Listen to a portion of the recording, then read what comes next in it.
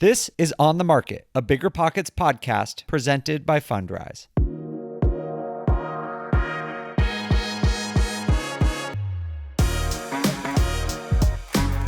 Welcome to On the Market, everyone. I'm your host, Dave Meyer. Today, joined by Henry, Jamil, James, and Kathy.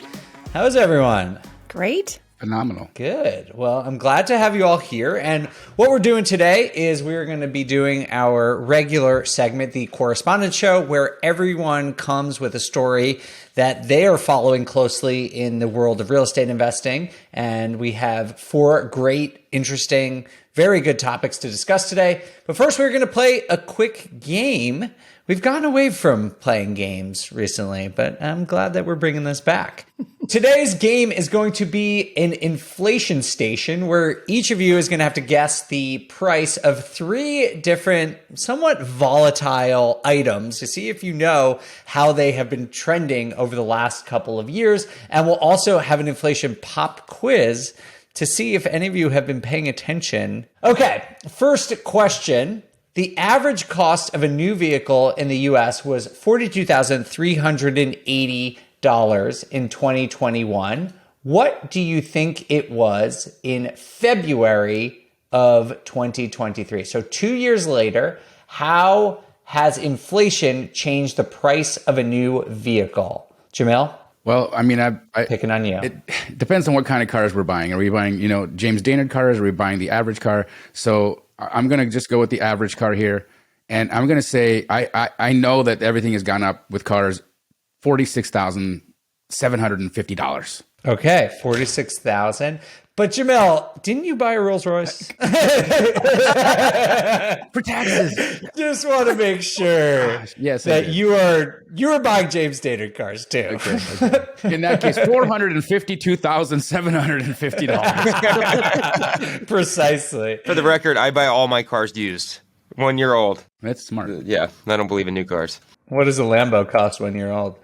I kind of run my cars like an old man. I'll run them into the ground. Like I go 5, 6, 7 years on my cars. Oh, I'm the same way. I'll go 10. I sell a car once a corn nut drops in the seat. All right. Well, Kathy, you might be the longest since buying a car. So what's your guess? Well, I'm just going to I added up on my calculator, 8% inflation, which would be 6,700 on top of, I don't know, somewhere around 8,000 more than it was. So you're saying like 50,000 will be your guess. Okay.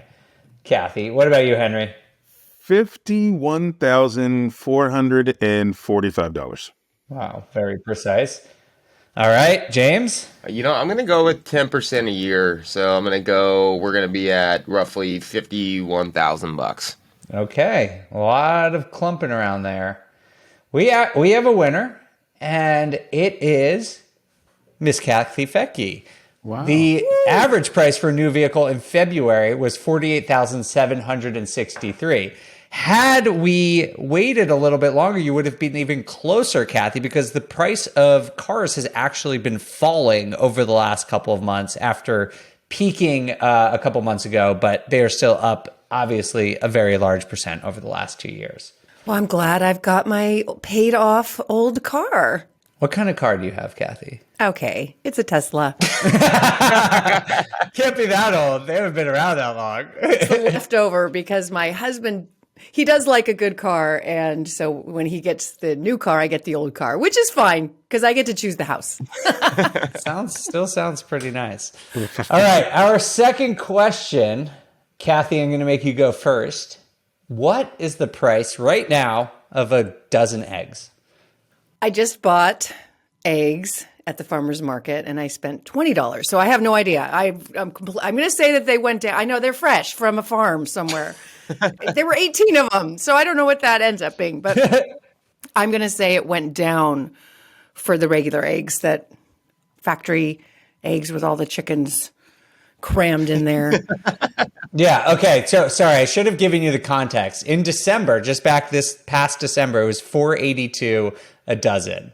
Okay. I bet it's gone down to $3.82. Okay. Kathy's at $3.82. James? I'm going to go to $4.12. That's literally the number in my head. All right. Henry, I'm booking you down. Or do you want to just screw James and say 413, 411? Yeah, $1, Bob. $4.13. All right, 413. Jamil? I'm going to say $6. Eggs have gone up. Them little angry chickens are costing more these days. $6. And see, that's why I pay more for the happy chickens.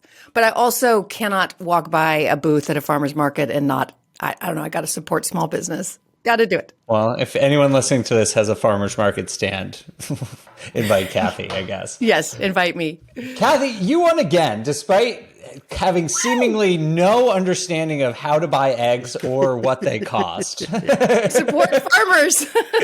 Eggs have dropped since December down to $3.44. They've dropped 29%. And so Kathy was again the closest, and I think wins this game. But we do have one last one, which is the price of a gallon of gas, which as of 1 year ago was $4.12. Henry, what is it this year? Ooh. Well, I'm going to go down a little bit to $3.87. Great choice. Jamil? I filled up yesterday and it was over $5 a gallon. I'm in Phoenix, so I'm going to notch it down a little bit because it's a little higher here, possibly. I'm going to say 482. 482. All right. James? 406. All right. Kathy, for the sweep. I know, I drive electric, so I don't check gas prices, even though there's a... LOL gas. Oh, do you have one of those obnoxious license plates that say like no gas or like zero emissions or whatever? It says go grateful, which maybe is worse. I don't know. No, that's better. All I know is that I've been booking flights and they've been really expensive. So I think gas has gone up, but I don't know how much. California, it's already ridiculous. Usually a couple dollars more than everywhere else. So if I were to say California, I'd probably say it's up to, $6 again. So on the average, let's say 485. Okay. The winner is Henry Washington. Very close. So the actual answer is 368. So it's dropped 10% over the last year, down again from 412. So we're now at 368 for a gallon of gas. Jamil, are you allowed to put your own gas in a Rolls Royce? Do they laugh at you when you pull up in a Rolls Royce and pump your own gas? Pump your own gas? They absolutely do, yeah. They do laugh at you. And I laugh at myself, too. All right. We have a bonus question. And let's see if you've been paying attention. We talked about the most inflation-resistant toy on the entire market. I know this. All right.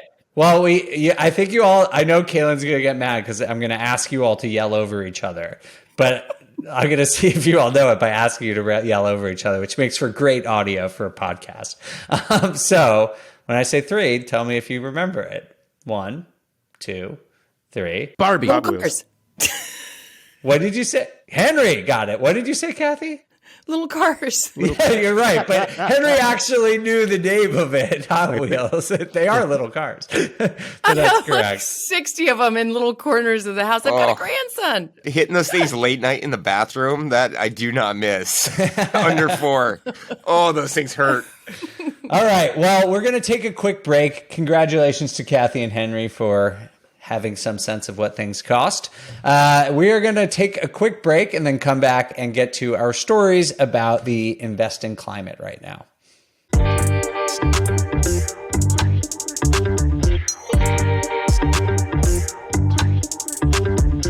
James, what story did you bring for us today? So I brought, it's from the New York Post. It's called Default Risks Grow on 1.5 trillion in commercial real estate debt, analysts say.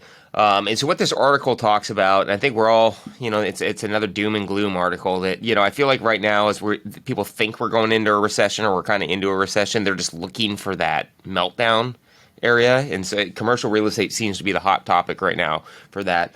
But what it does talk about is retail property valuations could drop by as much as 40% while nearly $1.5 trillion in debt due by the end of 2025.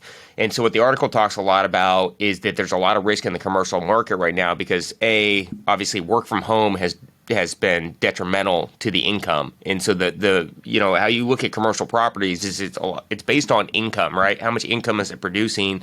What's the cash flow? and the rents have dropped, right?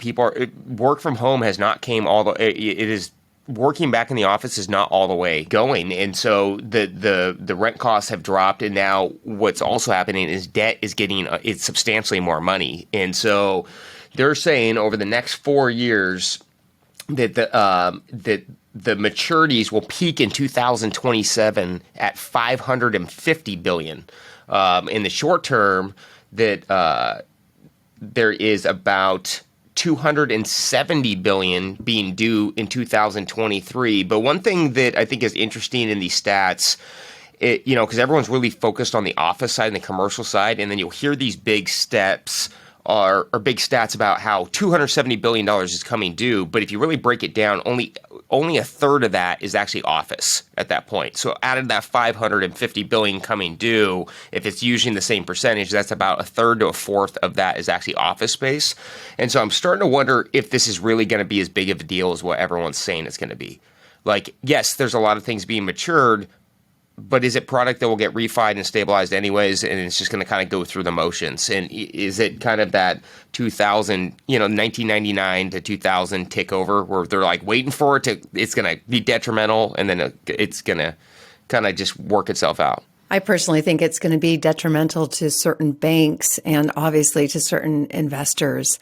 But overall, we survived 2008, right? And here we are in a similar situation, this time more in the commercial realm. Anytime rates go up that dramatically, it's going to affect anybody on a short-term loan. And a lot of commercial is on short-term balloon notes or just adjustable rates. And there's going to be pain. I think a lot of people are still in denial about how much pain and that values are going down. A lot of people just don't want to believe that values are going down in commercial, but they will. So I think it's a big deal. It's not going to take down the economy, though. I think there's going to be a world of hurt in the multifamily sector. There was just a lot of people. Commercial, I think people were a little bit hesitant to jump into, like office and retail. But when it comes to the multifamily sector of commercial, I think there was a lot of inflated confidence jumping in at the end of when I was going to buy multifamily. Remember then? That time? Yeah. There was inflated confidence at that time. And I truly believe it was at its peak. And now we're going to be, it's going to implode the multifamily market. I don't think it's going to be across all commercial, but multifamily is going to get hammered. Yeah. I think when you look at James, that stat that yes, it sounds like it's peaking in 2027. It's hard for me to get worried about something, 4 years from now, because we could be in a totally different economic climate and valuations could crash and recover by then when it comes to some of these things. But I agree with you. I think that generally speaking that valuations are going to go down, but I just don't think this type of there's any evidence right now that this is going to take down the banking system or anything like that, but there is going to be some significant pain. Yeah. One thing I was wondering about, on these cities, they're so dependent on tax income. And if the property values do go down 30-40% in these metro cities, what's going to happen to the tax revenue in these cities? That could be a massive domino effect that shocks the whole market. Because that's a substantial amount of income that will actually also hit at city level. Yeah, one of the follow-up questions I had kind of for the group was, who do you think this crash really impacts? If the notes come due and the investors can't pay, then the banks are stuck holding the bag. They can't, somebody else can't come in and buy it because they still have to buy it at an inflated interest rate, right? So if there is this massive multifamily crisis, who gets hit the hardest here?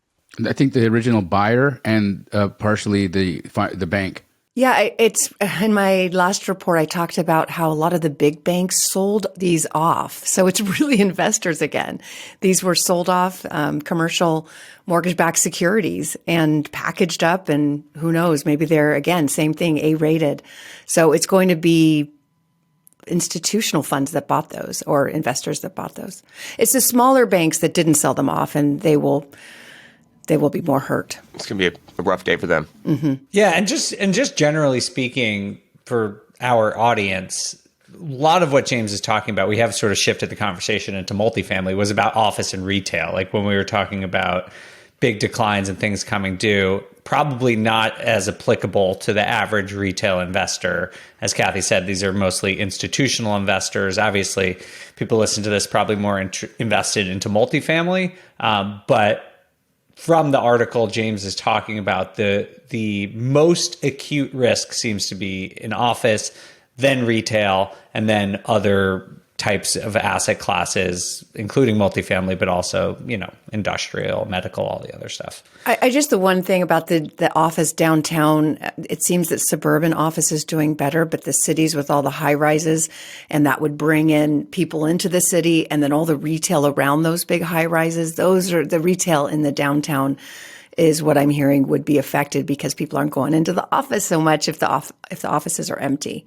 Yeah, there's a lot of vacancy. It's like I was reading something else when last night, and they were saying that a lot of offices, occupancy was around 75 to 80% in 2018, and right now it's hovering around 50%. So that's a huge drop in income. Wow. Oh my God. I mean, or at least that was too, because Brookfield, which is a big fund, had some issues, and they just gave some buildings back, and their occupancy rate had dropped that much. They just turned it over at that point. It's pretty. I mean, that's a substantial hit to your bottom line. All right. Well, thank you for bringing this one, James. It's really interesting. And just for everyone listening, we're going to bring on an expert.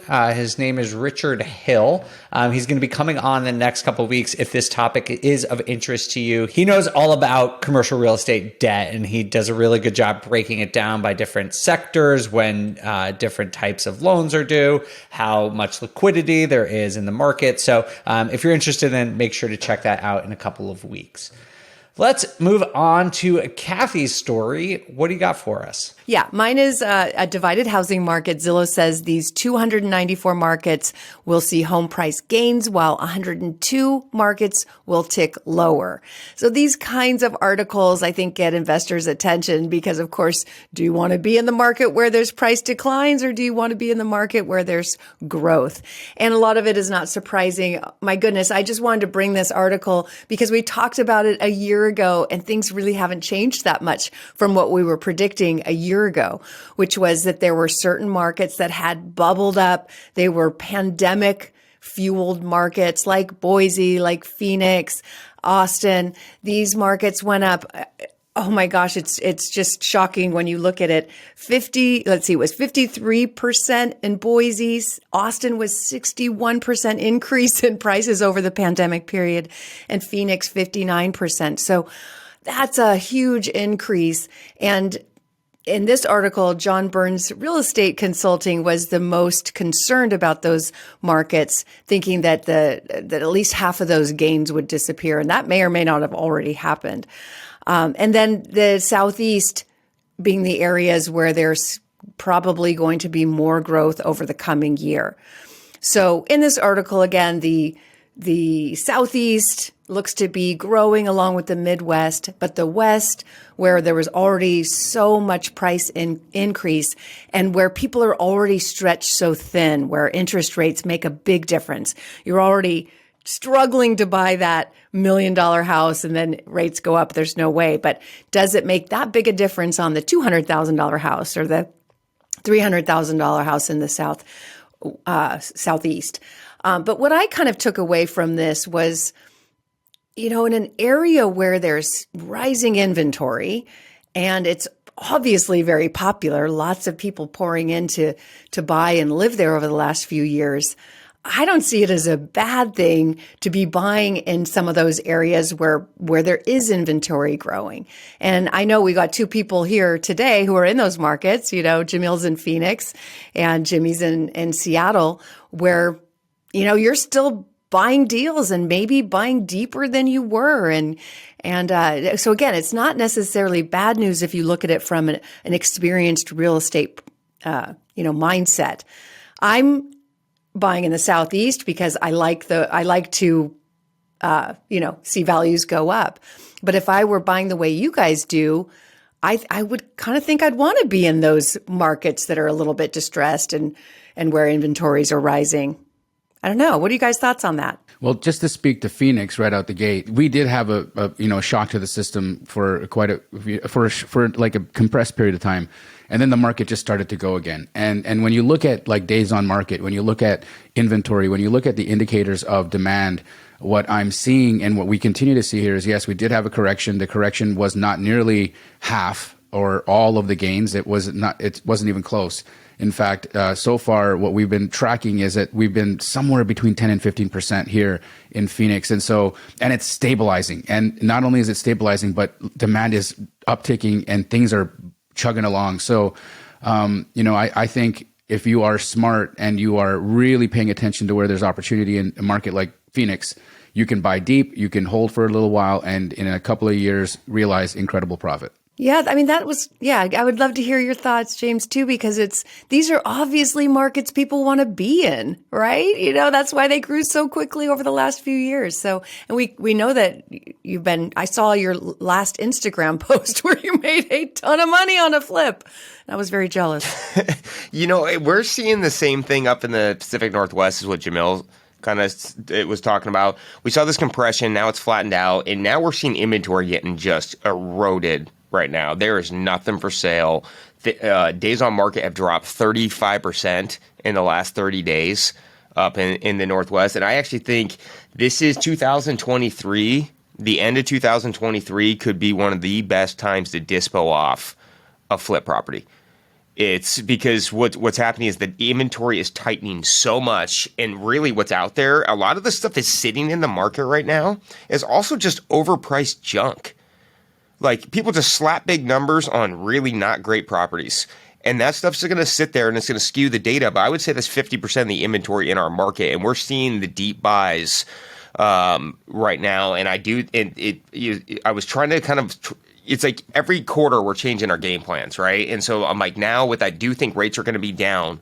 We're already seeing the market tighten up. And I think rates will be lower by the end of the quarter. And that's going to add to a frenzy. I think it's super interesting when you look at this, just generally speaking, at this split of the market that Zillow, who questionable forecasting record, is forecasting that either way, up or down over the next years, they see markets by either going up at the max of 5% and down at a max of 5%. So to me, that's actually a kind of normal market, right? Like in normal times, that's sort of how a housing market behaves. Some go up, not crazy double-digit numbers. Some go down, not crazy double-digit numbers. So this seems to say that they are expecting things to return to a somewhat normal, relatively stable market over the next year, which is pretty interesting. And I thought, in January, I would have never guessed that. But I think that data and evidence they're basing it off of is sound, and there's a reasonable chance that the market is going to stabilize.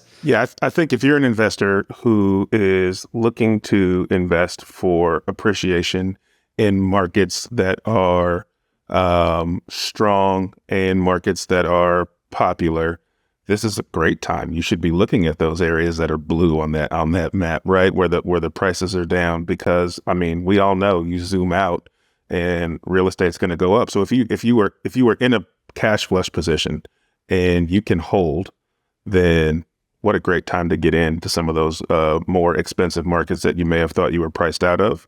And I see the same thing in my market that James and Jamil are seeing in their market. The stuff that's sitting on the market here, it's overpriced to begin with, and it's just not great product. And isn't that the sign of a healthy market? If it's overpriced and it's crap, then it sits. And if it's priced well and done well, it goes fast. That's what a healthy market should be. Yeah. We're like, oh, crap is sitting on the market. How interesting. Yeah, of course, that's what's supposed to happen. It's a very good point. All right. So along these lines, Henry, it seems like your story is sort of a continuation of this discussion, right? Yeah, absolutely. So my story is about the 2023 housing market correction, right? So it's essentially forecasting the rest of the year. And I like the article because it touches on kind of like a few key subjects within the real estate industry and how they think it's going to go. And it seems like, in my opinion, a good representation of what I'm currently seeing, right? So it starts to talk about how buyers are going to get some leverage. And, that kind of goes to what we were just talking about. Crap sits on the market, right? So buyers have some leverage either to negotiate price or to negotiate concessions or some repairs. And we are seeing a lot of that in our market. It also talks about home prices potentially declining in some markets, but then kind of zooms out and says it really just looks like it's stabilizing because we're still above 2021 market prices in most markets of the country, even though it may be looking like it's coming down in some areas right now. It also mentions inventory increasing, and this is one that we've touched on a little bit, but I truly, truly believe, and James really said it, if the interest rates do start to come down a little bit, I think we're going to see a frenzy, and I think you're going to see more inventory and more buyers out there. And then the point that I really liked is it says a sense of normalcy will return. And we talked about this as a group a while back when interest rates were really surging. I think the sense of normalcy just means if we sit around 5 to 6% interest rates for for 6 or 7 months, people will just realize this is what homes cost, right? And then life will continue to happen. People will still need to move for whatever reasons they want to move. I think the only thing that may have an impact on this sense of normalcy is all of the people who locked in at 2.5%, and 3%. They're probably still going to sit on those interest rates, but most everybody else is going to get back to normal life. Things will feel normal, and you'll start to see a more healthy real estate market, in my opinion. So I'm curious to know how you guys feel about these predictions. The thing, Henry, that I want to jump in on real fast is that segment of those houses that are like 2 to 4% mortgages. Pace and I, Pace is a creative finance genius, and we've been talking like, is the 2 to 4% mortgage going to be a new asset class, right? Is it going to be something that people are going to be trying to collect and hoard and hold? Because we're not going to get these types of rates again in a while or ever. I think that right there is going to be the deciding factor. It's going to hold a lot of inventory off of the market, and I don't think it's going to get put back into the market relatively quickly or at all. And so I think that factor is really important to look at and keep in mind. One of the major things that is impacting the housing market, and I think why it hasn't crashed and there is some speculation that it's going to go up, is this inventory question that Henry and Jamil have just touched on. Jamil, based on what you said about the 2 to 4% mortgage, do you think the inventory levels we're seeing now is sort of like a new normal? Because we're getting back to a lot of other variables in the market that are normal, but inventory is still nowhere near where it used to be from pre-pandemic levels. Absolutely. I think those houses are locked. And you know what? There's companies now that are out there helping the homeowners who have those homes turn them into rentals. Because if you're, say you've got a professional life and you're like, I don't want to rent this house. Okay, cool. Got a 2% mortgage. We'll help you figure it all out. And now there's an entire new industry. There's an asset class created out of that. It's going to do its own thing. It's going to help rents come down a little bit. I do believe that segment of properties is the deciding factor, and things are going back to normal because of it. Yeah, and technology has so much to do with that too. There's uses for housing that just didn't exist 10, 15 years ago. I was looking for a place for our corporate retreat, and I decided to use Peerspace, a place where you could just rent a house for 8 hours. Normally, we'd always go into a, dingy hotel room meeting space, Now we get to be in a beautiful house, along the beach that might be Jamil's. So, and then there's shared housing with Ember and Picasso, where you could buy a vacation property and share it with other owners. So all these different uses of technology that allow you to use homes that used to just be homes, right? And then you add on to it the institutions that are getting into our industry and planning to buy a lot more billions of dollars worth of single family homes. That's not going to help the inventory issue. All right. Well, that is one of the biggest variables, at least in my mind, about this forecast that you're sharing, Henry, is like this is a huge impact on the market. But there is one other major variable that will really depend or sort of dictate what happens with the market in 2023. And Jamil, that's the focus of your story. Yeah, Man, I hate this article so much, but I have to. I had to bring it to. I had to bring it to light. Realtor.com said mortgage rates just jumped. Will the spring real estate market survive? And it's like survive. That's the word you use. So you mean it's going to like die, right? The opposite is things are going to die. Okay.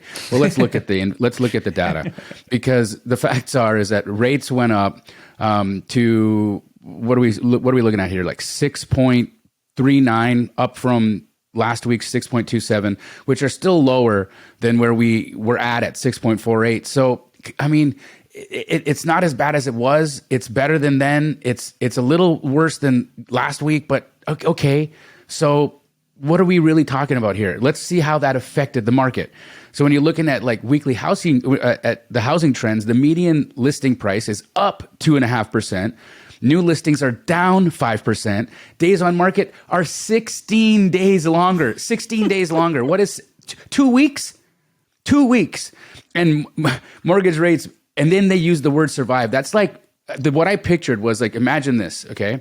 If you're in a hospital, there's doctors, and the normal heart rate is 72. That was like the 5% mortgage, 72 beats per minute. And now we're at like, you've got a guy sitting on a heart rate monitor and he's at 88. And all of a sudden his heart rate goes to 91, and all the doctors are like, will he survive or will he die? Like, guys, get out of here. You know, did these people hire their writers from the National Enquirer? Like, what is happening right now? And this is what is so troubling to me about articles like this. It's like, journalism, do better. Read the data. Read the data. The headlines are absolutely clickbait. It's meant to get your attention. But then, Jamil, to click on it, you clicked on it. And they made me so mad. And you shared it. And now you're promoting it. And now you're rewarding them for this. They did it. They got me. Oh, man. But yeah, I mean, honestly, like, I just think I talk about mortgage rates all the time, but like the reality is that until the Fed stops making moves, like it's just going to be volatile. And like, honestly, the swings that are 10 basis points, 25 basis points, like are going to impact the housing market a little bit. But like the question of whether it's going to survive is like, if it gets back above 7 and stays above 7, that like may change housing dynamics. But it's been living in the mid 6s for a while now, and spring activity is starting to pick up, and I think we'd have to see a much bigger shift in rates than we've seen in the last few months to really change the momentum of the market in a real way. Yeah, and I feel like the buyers' mindsets or the fear has started, like they feel like the shoe has dropped. Like everyone was kind of like, is it going to keep crashing? Because they saw this compression real quick, and now it's leveled out. I don't think rates swinging a quarter point is going to matter whatsoever. It's there's so many more bodies looking at real estate again that it's just, and then the properties all sell. They're getting picked off every time one sells, and a buyer goes, well, that's not going to sell that way. You get a little bit of FOMO, and you start, the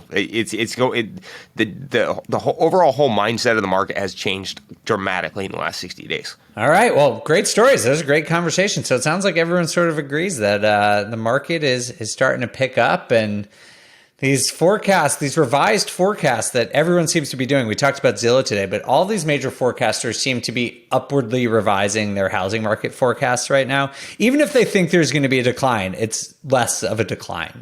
People, generally speaking, are more optimistic about the housing market. Obviously, we will keep you very informed about that as the year goes on. Before we get out of here today, we have a user question today from Michael Italia, who is talking about something that everyone is talking about right now, which is, of course, AI and Chat GPT. The question is, have any of you started using AI or Chat GPT in your business? And if so, how? I have. Interestingly enough, I just in the early part of the year invested in a little company, and what it is it's a software that reaches out to real estate agents and has a conversation with them about listings that they have or potential listings that are coming up. And we use ChatGPT to spin the conversation so that they're dynamic and they change all the time. And it responds to real estate agents robotically or through artificial intelligence. Once a property becomes available or there's a conversation to be had, it kicks it back to the user, and then we get on the phone and have the conversation. So lead generation has been completely taken over by AI and this technology, and it's smashing. We are getting so many deals from it. People I'm teaching are getting so many deals from it. It is phenomenal. I love it, love it, love it, love it, love it. Cool. Nice. I was kind of mad at ChatGPT because I put in, predictions for 2024 and 2025, and they came back. They, she, he, whatever it is, came back and said, we don't do predictions. And I was like, this is not helping me. So, but yeah, we actually do use it in some of our blogs and writing to get it started. Then I want the personal touch of editing it. Yeah, I use it. We use it in our business. Helps us write our descriptions for our properties that we're either going to list on Airbnb or as long-term rentals. Let's see, we use it for some email marketing. And so it's made some smaller tasks easy. I'm not using it anywhere near to the potential that it has, but yeah, some mundane tasks have become much easier. You guys see how much of a struggle it is for me to get on the podcast? I can't.